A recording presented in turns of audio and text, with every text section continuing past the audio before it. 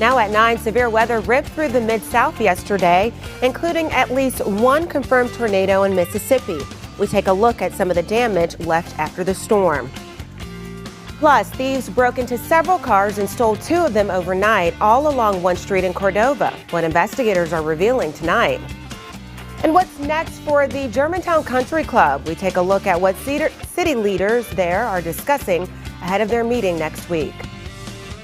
Live from WLMT Memphis, local every day. This is Local 24 News at 9 on CW30. The National Weather Service has confirmed a tornado twisted through Burnsville, Mississippi yesterday evening. Good evening. I'm Annette Pegler. This is video of a tornado crossing Highway 72. It was on the ground for almost a mile and was more than a football field wide. Witnesses report at least one home destroyed and numerous power lines and trees down. Burnsville is about 110 miles southeast of Memphis. Local 24 News reporter Rebecca Butcher went out there to see the damage. She reports after the storm. Yeah, good evening, guys. Well, I'm out here off of Highway 72 in Burnsville, Mississippi, where the community out here is now picking up the pieces after a tornado damaged several homes. I spoke to one family who faced the most damage. They tell me that they got out minutes before their house was hit. Y'all see that freaking tornado right there? Well, this is footage of yesterday's tornado ripping through Burnsville, Mississippi. A shocking sight for Shane Tucker, who stopped to record it and post it to Facebook. Although many were awed by the ominous sight, for families like Bill and Betsy Harden, it left devastating destruction. This is the back of their home, with wood strewn across the yard, broken windows, and most of the roof now bare. Most of these are all friends of our community, and we're all a very close community. And the Harden family was able to escape with about 5 minutes to spare before their home was hit, taking cover in a relative safe room. Today I got a chance to speak with the Harden family off camera. They tell me that at least 75 people here from the church and the community have helped them clean out the debris from their damaged home. Meanwhile, donations have poured in to help with the 9 homes that were damaged. The Red Cross was also out handing out food, tarps, and other supplies. We've all been very heartbroken, of course, but again, this community is so close that it was amazing to me how within minutes we all came to each other's help. For those 9 homeowners, the rebuilding process now begins. And community members will be out here for the days and weeks to come as the cleanup process continues. We know the Harden family will be staying with relatives for the time being. Reporting for now in Burnsville, Mississippi, I'm Rebecca Butcher, Local 24 News. Rebecca, thank you. One area that saw a lot of flooding was Pickwick Dam in Hardin County. This is Facebook video from Joy Hodges of the flooding outside of her home at the motel at Pickwick. She and her family and 2 dogs who both have cancer were rescued by crews yesterday. Hodges says that her family lost everything in the floodwaters, but are safe tonight. Flooding in the area have led to school closures tomorrow. Continuing after the storm, deadly flooding and record rains now have Tennessee under a state of emergency. You can see some of the flooding here in Dunlap. In Knoxville, one person was killed early this morning after driving his car into a flooded roadway. And in Chattanooga, the same storm caused a mudslide that flattened a local Subway restaurant. Responders reported a number of rescues in East Tennessee Saturday, where local authorities have been surveying the damage in helicopters. Because of severe flooding, Hardeman County schools and McNairy County schools will be closed tomorrow. We will let you know when they will reopen. Make sure you have our Local 24 News app to get the latest stories and breaking news before they air. In Mississippi, the National Weather Service also says a tornado ripped through Columbus, Mississippi last night. Authorities say a woman was killed when the building she was in collapsed. 3 others were trapped in the debris, but only had minor injuries. Storms also destroyed a community center and a nearby hospital, and County 911 Center are running off generators. The Mississippi Emergency Management Agency has received additional damage reports from more than 30 counties due to severe storms and tornadoes. Assessments are still ongoing throughout the state. So far, 300 homes, 190 roads and bridges, and 30 businesses are affected statewide. Those numbers still don't include the damage in Columbus, which was one of the hardest hit areas. The Mississippi Emergency Management Agency has created a special incident page on its website. To find the latest official update on damage across the area, head to the Find It section of our website, localmemphis.com.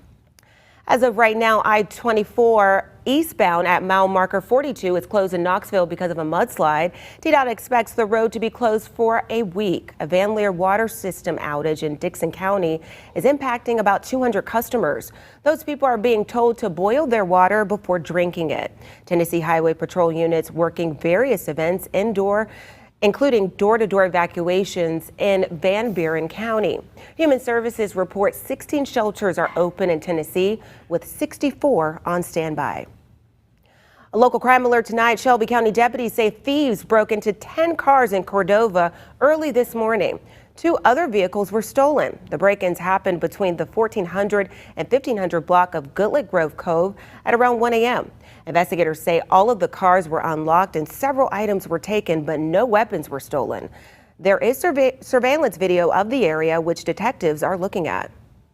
What we did see on our cameras was 2 young men walking from this direction headed to this way, and then that was all we could see because, of course, there's no lights or anything on the street. Shelby County Lieutenant Anthony Buckner says the make and models of these cars won't be released until later.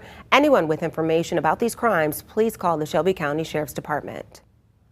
New developments concerning the Shelby County Juvenile Court. On Friday morning, Juvenile Court Judge Dan Michael said the Department of Justice has ended its monitoring because the mission to fix it is accomplished.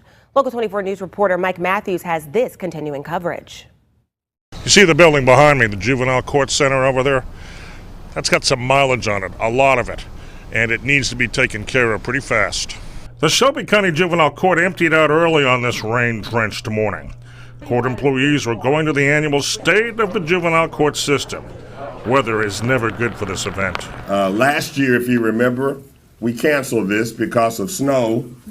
So this year, God was better to us, and he let us paddle through the rain and get here. Dan Michael doesn't paddle.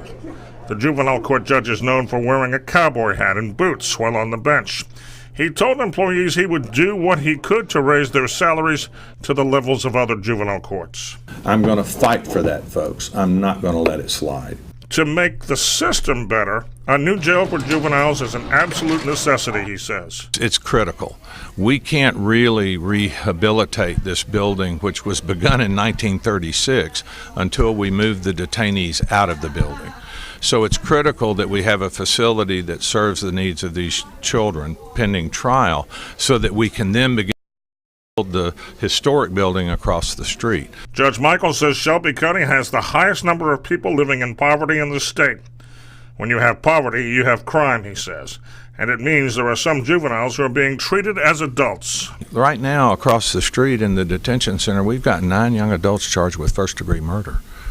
Probably 40 or 45 charged with aggravated robbery, where they took a gun and put it in someone's face and said, "Give me your cell phone or your shoes." Judge Michael spent a lot of his speech thanking his staff, especially for no longer being monitored by the Department of Justice, although he says they're going to have to work hard to keep it that way. In Memphis, Mike Matthews, Local 24 News. New information tonight. Germantown residents are one step closer to a new beginning for the Germantown Country Club. The Germantown Parks Commission plans to recommend the city purchase the club Thursday. City aldermen held their annual retreat Saturday, where the country club was a major point of discussion. An appraisal of the land has been ordered, and the trustee will put out a proposal for the property. Earlier this month, Germantown's Parks and Recreation Master Plan Steering Committee met with officials to see how the property might fit into the city's plans for parks. The country club was put up for sale back in January. A company with a huge presence in downtown Memphis wants to move. Coming up later at 9, where the business wants to go and the reason behind the move. And after the break, backlash tonight against a Tennessee state representative after 3 women accuse him of sexually assaulting them when they were teens, while the House Speaker is defending him.